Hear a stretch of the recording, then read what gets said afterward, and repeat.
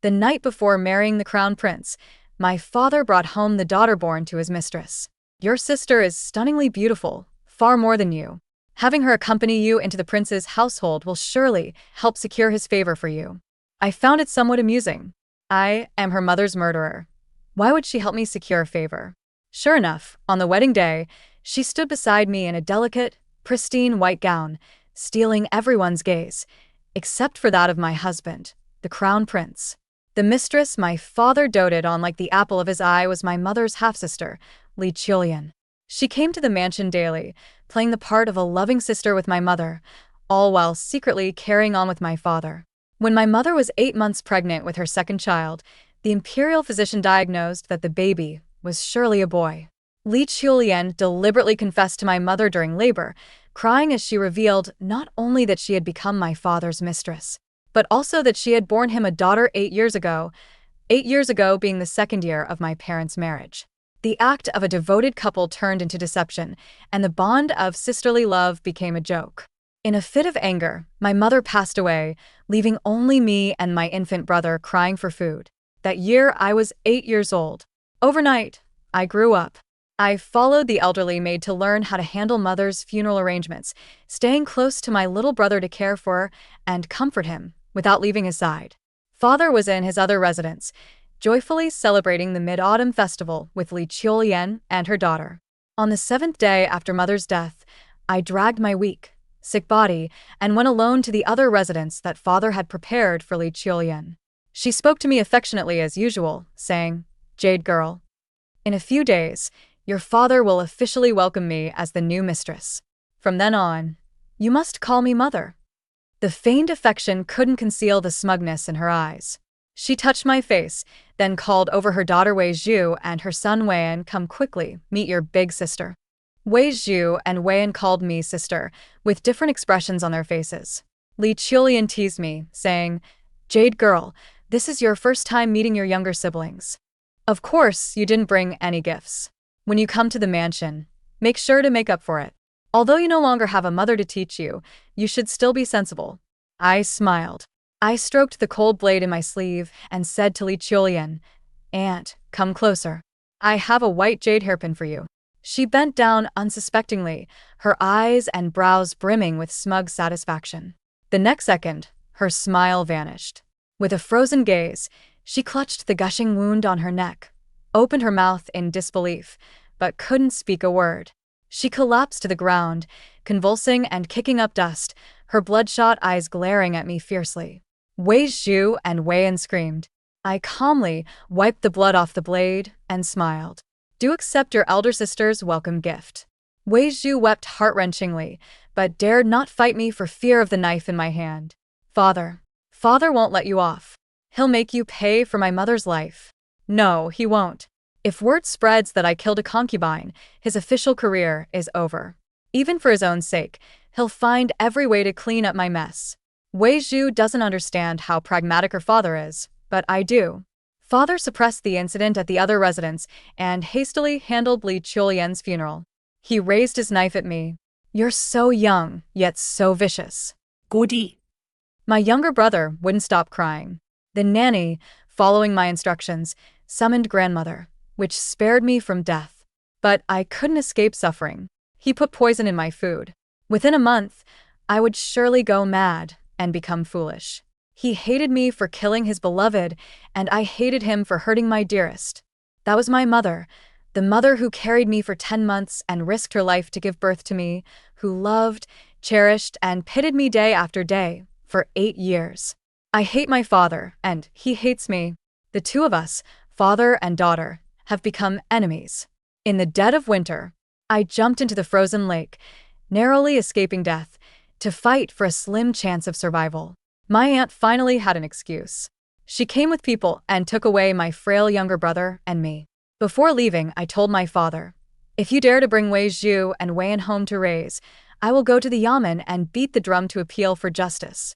Tell the world you were fooling around with your wife's half-sister, driving your wife and child to their deaths, and then confess everything about how I killed my aunt. My death is a small matter. Your entire Wei family will be disgraced because of me. The men's official careers and the women's marriages will all be ruined, "Father, as long as I live, you'll never let them set foot in the Wei family." My father, furious beyond reason, slapped me across the face and viciously grabbed my throat. How did I raise such a disobedient, unfilial wretch? How dare you?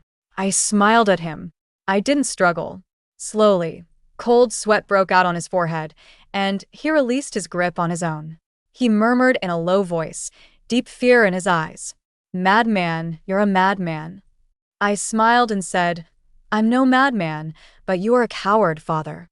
I dare to openly risk my life for my mother, but you don't dare to openly avenge the woman you love. You're not as good as me. Aunt is right here to see it. All the dowry that my mother brought with her was inventoried and taken away by me." Grandmother was displeased but couldn't say anything. She didn't want her brother to leave. That night, the younger brother was covered in red rashes with a persistent high fever. The aunt made a huge fuss. This made the grandmother faint from anger. Father, holding his forehead, waved his hand and said, "Take him away. Take them all away. I have more than one son. Get out. All of you get out." The aunt gave me the courtyard where mother used to live when she was at her maiden home. I live here with my younger brother and the nurse. As repayment to the aunt, I took my cousin's place to enter the palace and become Princess Ningxiao's study companion. Princess Ningxiao was naturally domineering and difficult to get along with.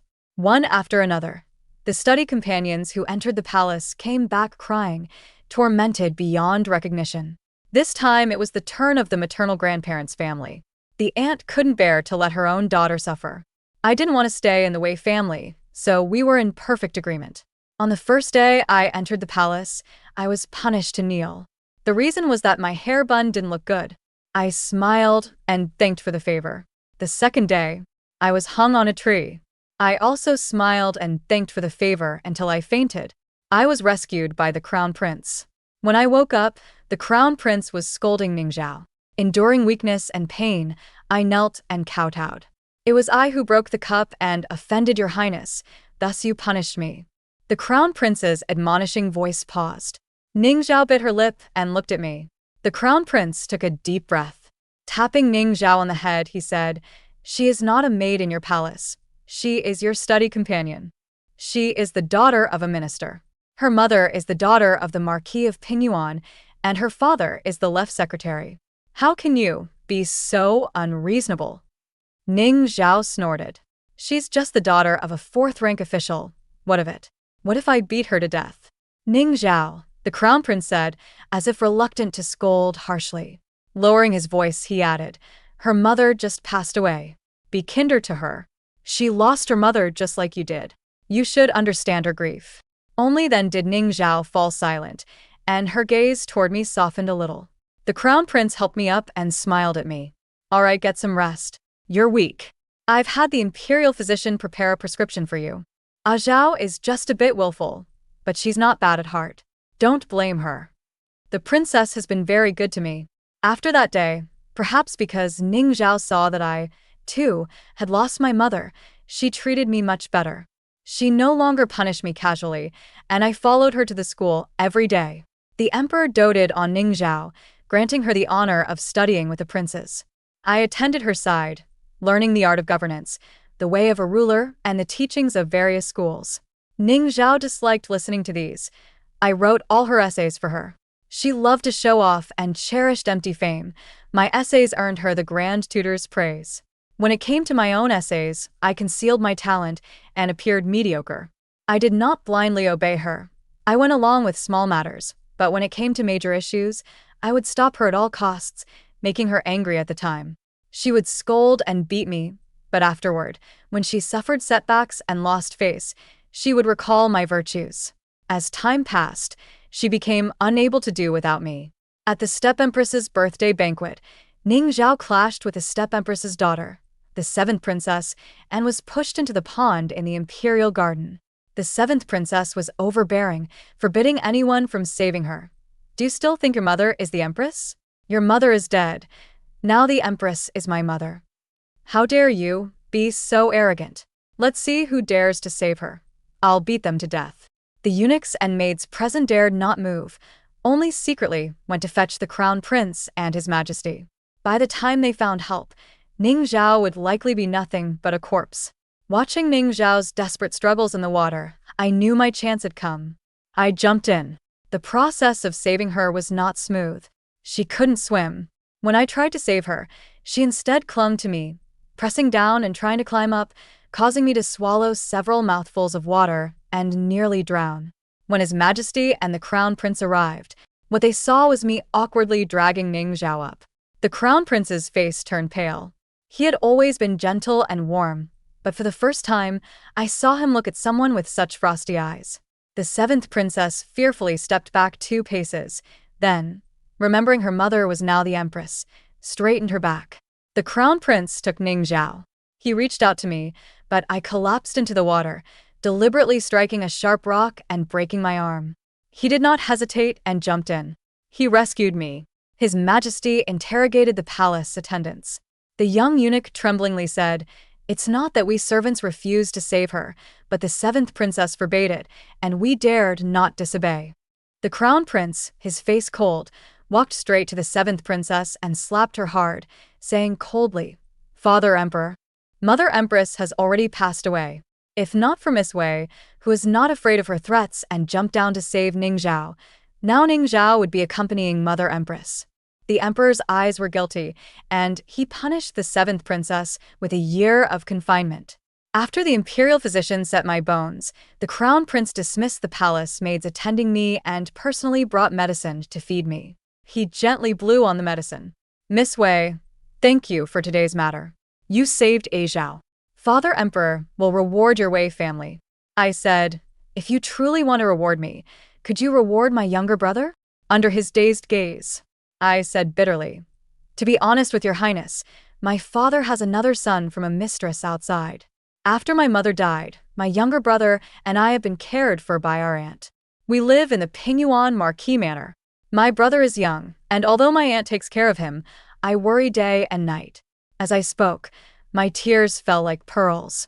My younger brother and I are the only family left in this world. I can't rest easy about him. If I really can request a reward, I hope your majesty can bestow some rewards upon my younger brother so that my uncle and aunt may think more highly of him. The crown prince's eyes were complex. He set down the medicine and handed me the handkerchief, his eyes also reddening. He is only 14 years old now, and when the late empress passed away, he was just 8.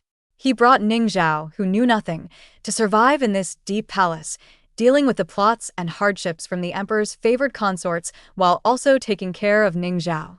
He also had to bear the heavy burden of being the crown prince, not daring to neglect his studies even slightly, for fear that a single misstep would cost him his position and be usurped.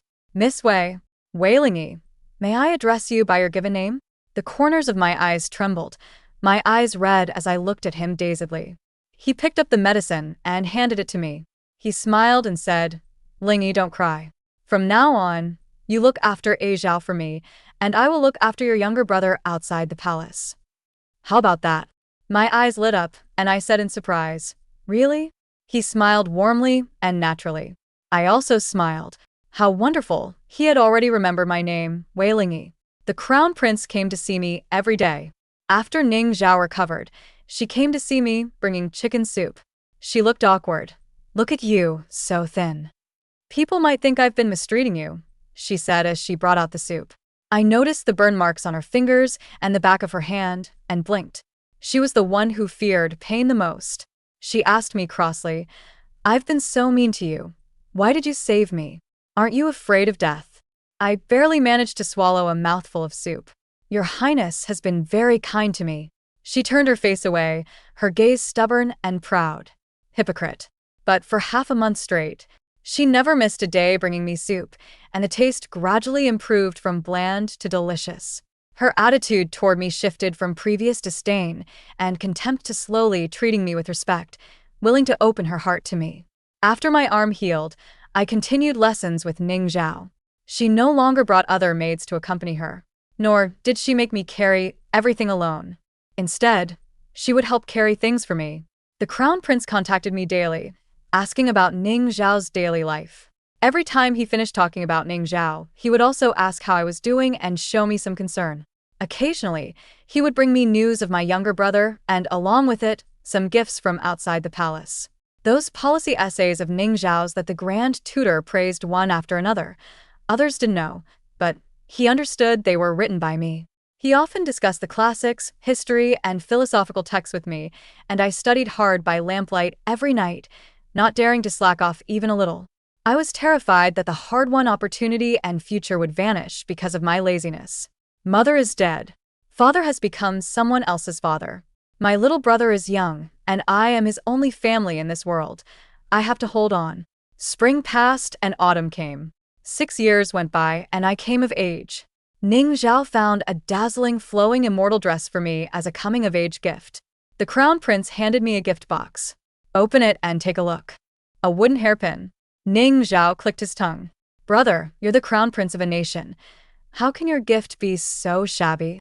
But I said happily, I really like it. No kidding. Ningyu made it himself. Of course the meaning is different. That evening, I gave him the sachet I had embroidered myself, confessing my feelings. He was stunned, his ears turning red. He politely declined me, saying, I only see you as a sister. I lowered my eyes and nodded. I see. All right then. I turned and left. When we met the next day, he avoided me. I remained composed, showing no awkwardness, treating him as before. He wore a stiff expression that displeased Ning Zhao. Brother, what are you doing? Why the long face? Do you think you're grand tutorly?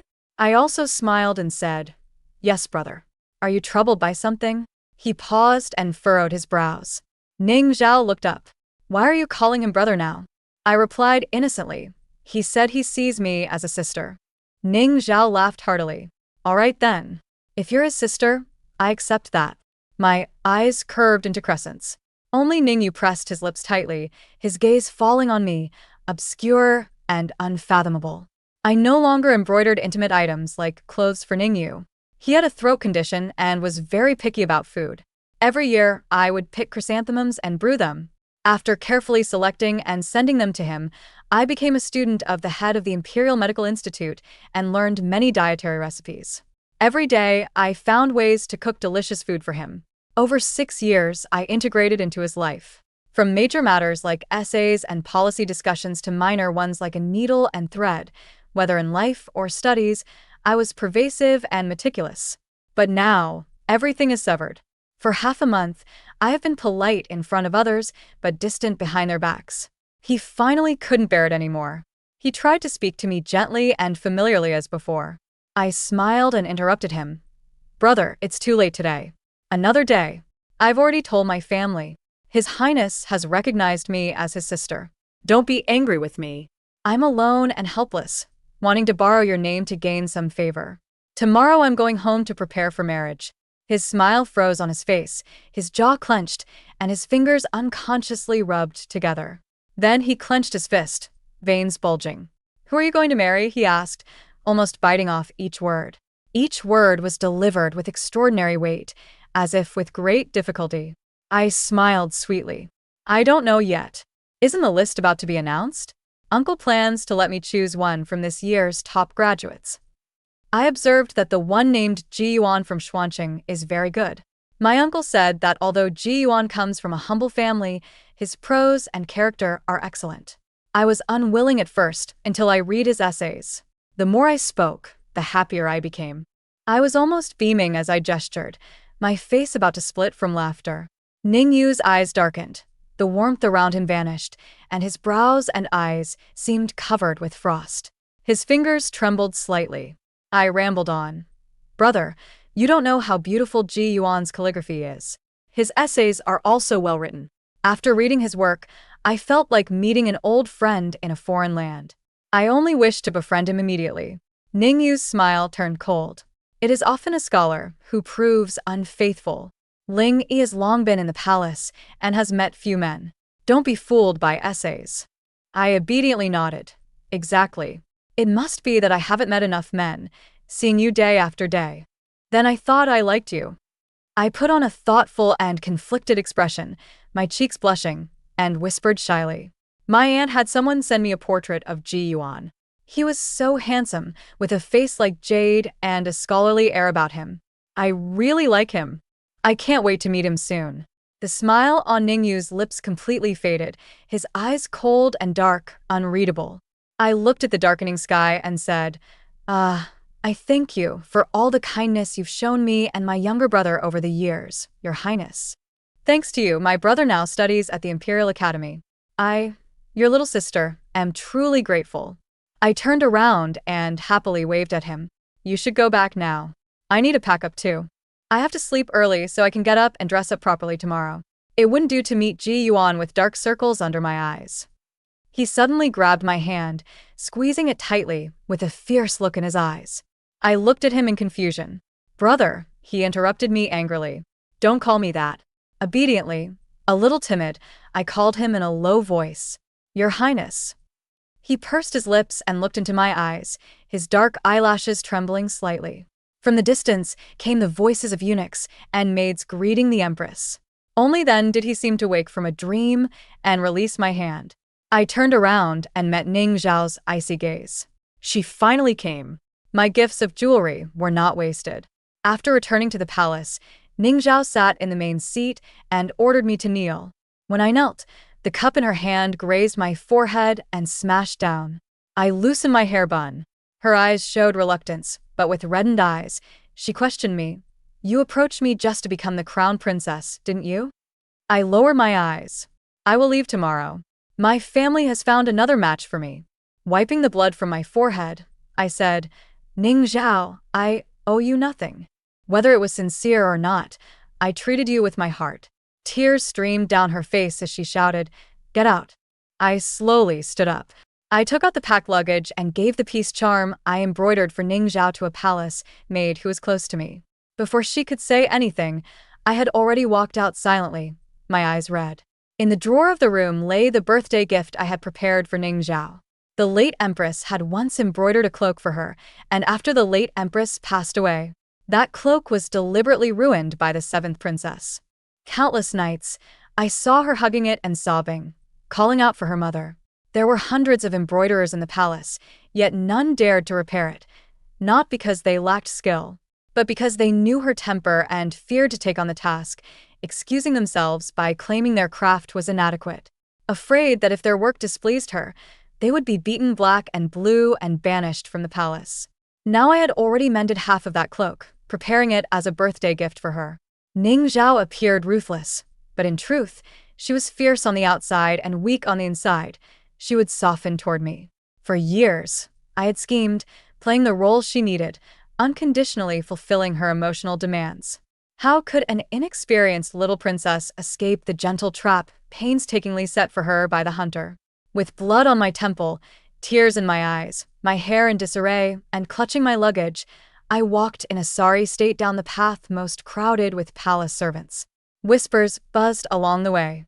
By the time Ningyu rushed over, I had already left the palace gate. He galloped up on horseback, urgently calling my name. I turned back, offered him a bleak smile, and climbed into the crude carriage.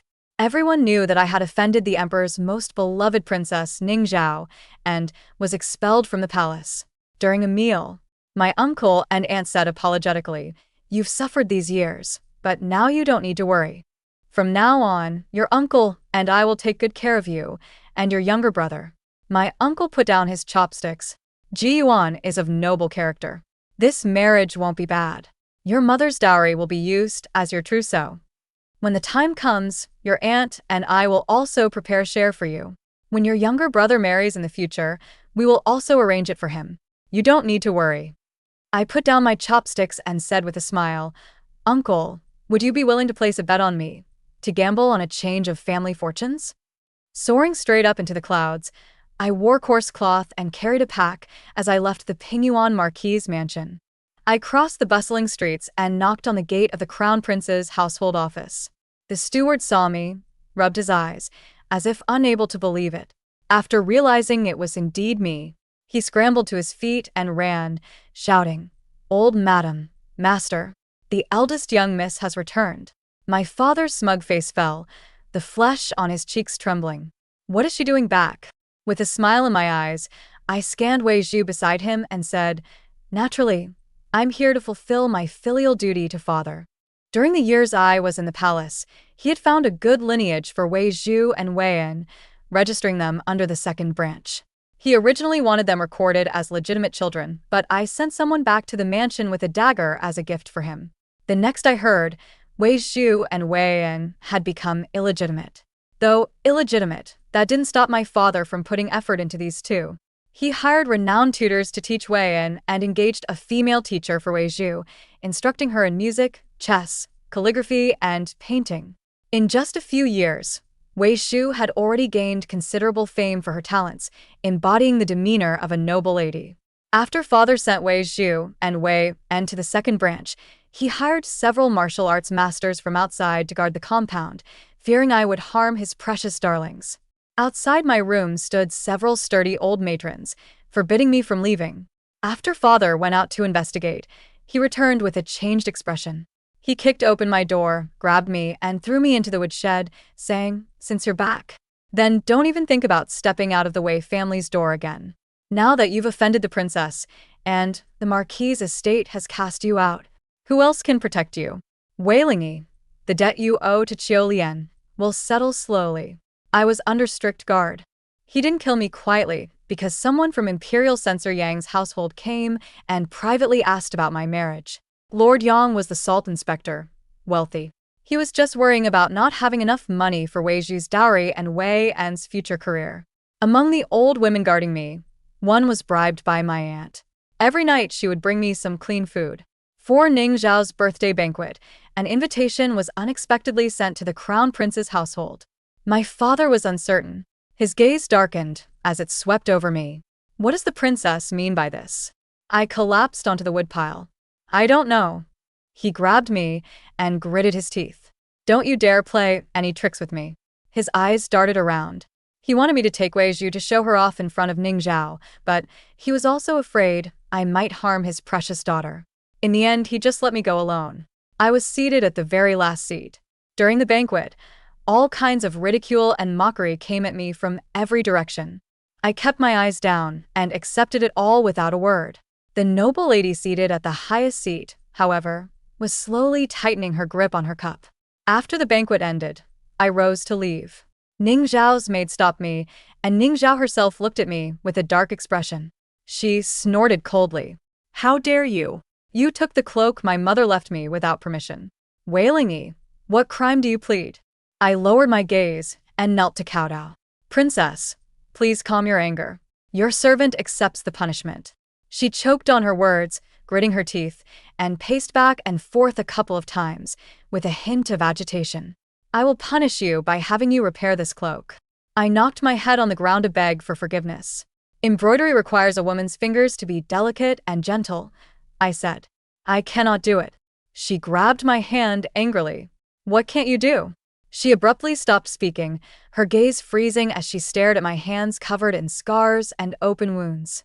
For a moment, she was speechless. "Who did this?" "No one. Your Highness's cloak. Your servant cannot repair it. Please find someone else more skilled. The palace gates are about to be locked, so I shall take my leave, Your Highness." I pulled my hand back from hers, lowered my gaze, and limped away. Wei Lingyi caught up, her voice trembling. "What happened to your leg?" "Nothing," I replied, almost fleeing in panic. She pursued relentlessly from behind. Ningyu, carrying gifts to visit Ning Zhao, happened to pass by my family's carriage. He overheard the old maid and the coachman sneering by the roadside. "That one still thinks she's the young lady? Her mother's dead. The Marquis's manor has cut ties with her because she offended the princess. What do you think? How many more days will the master let her live?" "Pa. The master only lets her wash clothes in the mansion now, chop wood, scrub the chamber pot, and eat some leftover food. He won't let her die yet." "How so? You don't know?" "The master plans to marry her off to the Yang family as a concubine. The Yang family is the salt inspector. The betrothal gifts fill half a boat. The master will use those gifts to pave the way for the second miss and the third young master." Master Yang is 5 years older than our master, and the second miss and third young master are born to a mistress outside. How could she be living better than the eldest miss?" The gift box in Ningyu's hand fell to the ground with a thud. Ning Zhao also stopped in her tracks, hurriedly stepping in front of me. "Is what they said true?" Is it because of me? Lingy, I dodged her hand, reaching for mine, kneeling and kowtowing, begging for her forgiveness. Your Highness, it was my foolish fantasy. Coveting your elder brother was my lack of self-awareness. I have already realized my mistake. Your Highness, please let me go. Soon my father will marry me off to Lord Yang as a concubine. I will also leave the capital and follow Lord Yang to his post in Yangzhou. I will no longer be an eyesore to your Highness. Ning Zhao cried out, how can you marry Yang Juntong? So many of his concubines die inexplicably every year.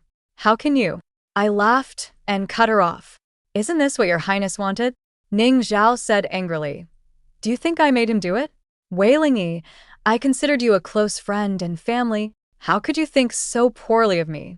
I gave a mocking laugh and said, almost in despair, I am but a humble reed. How could I be worthy of being the princess's friend? Your Highness may not have ordered Yang Juntong to seek my hand, but everyone knows you despise and abandon me. You are a princess, His Majesty's most beloved princess. So naturally, there are many who want to curry favor with you by stepping on me. Ning Zhao, in all these years, have I treated you poorly? What fault have I committed? Is it just because I admire your elder brother that I deserve to be tormented like this? Do you know, I could have married the top scholar Ji Yuan. But now, it's all ruined. I have nothing left. If you and your brother still aren't satisfied, then kill me. Her lips trembled, and tears streamed down her face. The pride she had held up was shattered in that moment, as if she had returned to that thunderstorm night when she huddled in my arms, sobbing uncontrollably and saying she missed her mother. Lingy, it's not like that. I didn't know, I knew nothing. She cried and tried to grab my hand, but I turned away. It doesn't matter, it's no longer important. I stepped forward, limping toward the carriage. From beginning to end, I never once looked at Ningyu, whose face was pale as ash. Through the gap in the carriage curtain, I saw Ning Zhao running to Ningyu in tears, helplessly asking him, Brother, what should we do? What should I do? Ningyu closed his eyes, and when he opened them again, they slowly reddened, the earlier bewilderment gone. Only a chill remained. He said flatly, What to do? Easy. Those who owe apologies shall apologize, and those who deserve death shall die. When my father heard that I had made Ning Zhao cry, the moment I stepped out of the carriage, he slapped me. He ordered me to kneel. Pointing at my nose, he cursed. How dare you? You've offended even the princess. I can't keep you any longer. Go with Master Yang. Yang Juntong, with his potbelly, waddled over. He grinned and reached out to touch my face, saying, Brother Wei, don't hit her too hard. Look at this pretty little face. But before his hand could reach me, an arrow flying from somewhere pierced his palm. He collapsed to the ground, wailing, Who? Who? My father was so frightened, he quickly hid behind him. Watching their panicked faces, I sneered inwardly. Just a portrait sent to the Yang family had been enough to make Yang Juntong harbor evil intentions toward me. He had repeatedly opposed my uncle in court. His death wouldn't be unjust. Ningyu came with the imperial guards to read the imperial edict. Yang Juntong was dismissed and investigated for embezzlement and bribery. My father immediately stepped 3 feet away from him. He shouted, I am not his accomplice. Not his accomplice. No one paid him any attention.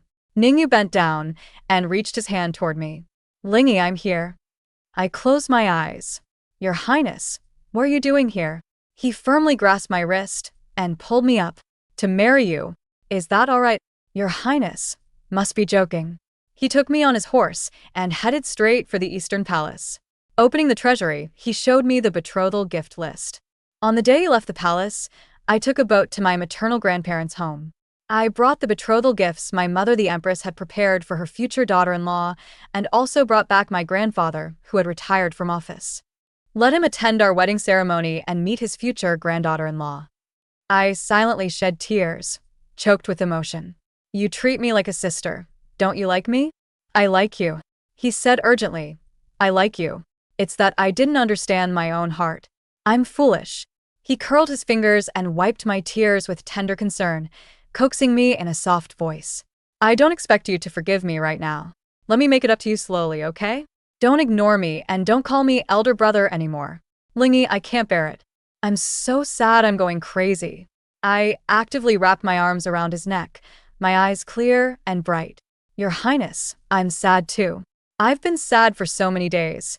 You must compensate me properly. My marriage to the crown prince was finalized.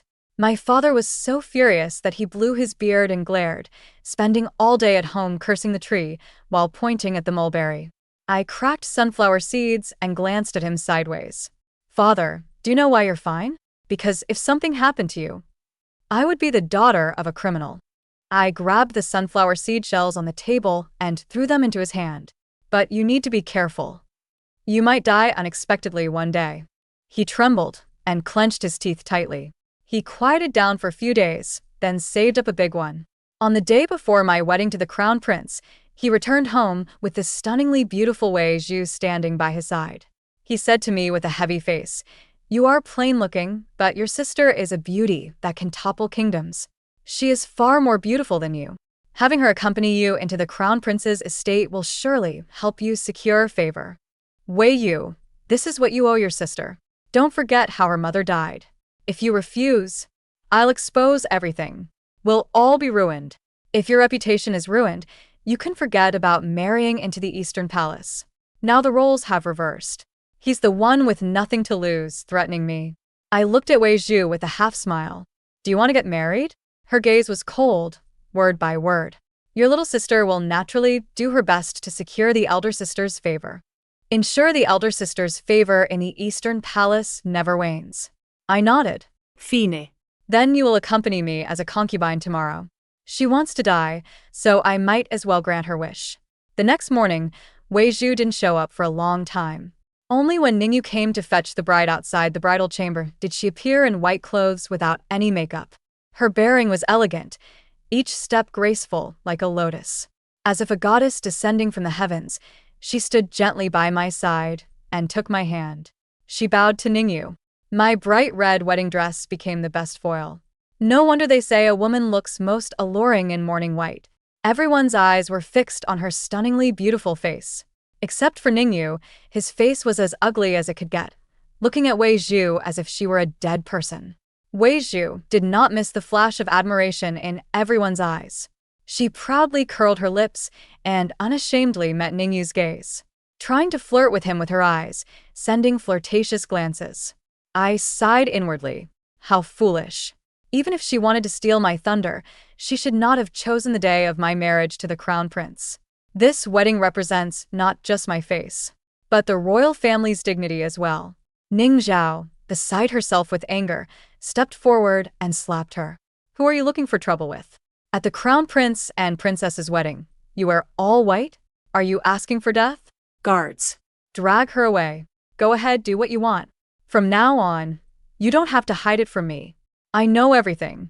Tears streamed down my face. He wiped my tears and smiled like a child, saying, "Lingy, I like you so much, but you're so annoying, always forcing me to read those endless memorials. I don't even have time to have a meal with you.